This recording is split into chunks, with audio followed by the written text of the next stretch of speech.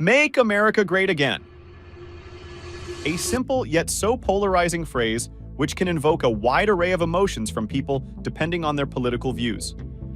The interesting thing about the phrase, Make America Great Again, is that if it didn't have the history being used as a political slogan, on face value, it should be a sentiment which Americans unanimously agree with across the board. I mean, if you were to just turn the clock back to just 20 years ago, the United States economy was generally much better than it is now.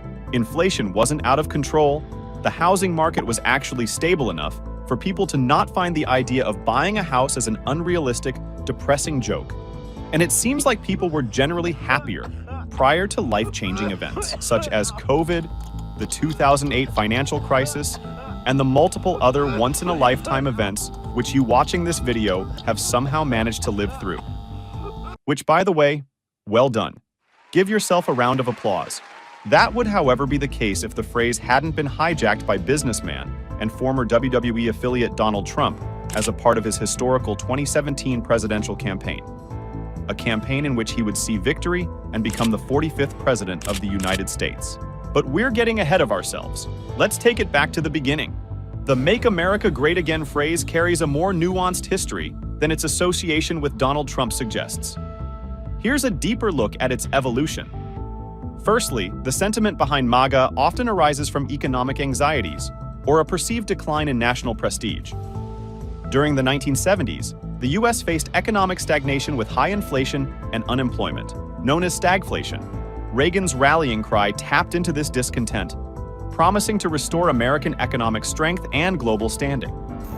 It resonated with voters who felt the country was losing its way.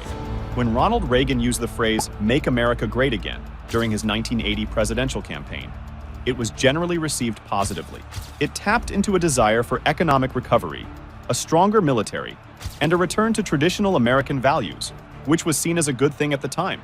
Fast forward to modern times, in contrast, when Donald Trump adopted the phrase for his 2016 campaign, the reception was a lot more polarizing, to say the least.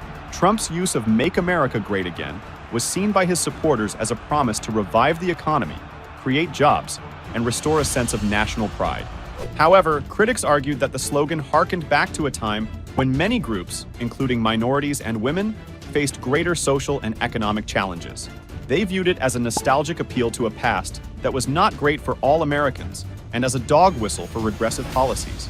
The MAGA group today consists of right-wing conservatives who saw Donald Trump as a breath of fresh air as he championed their viewpoints without holding back. As things such as cancel culture and, addressing racial equality became more prominent topics in recent years, some Americans felt their country was getting soft on them and wanted to take America back to the good old days. When women couldn't vote and black people were considered 3/5 of a person. So when Trump ran for presidency in 2017, they ran to the polls and voted him into office. Most other presidents throughout history have had groups of supporters, but Trump supporters are in a different stratosphere altogether. In fact, there's a whole Wikipedia page dedicated to them. Trumpism. Trumpism is a political movement centered around the ideologies associated with Donald Trump and his supporters.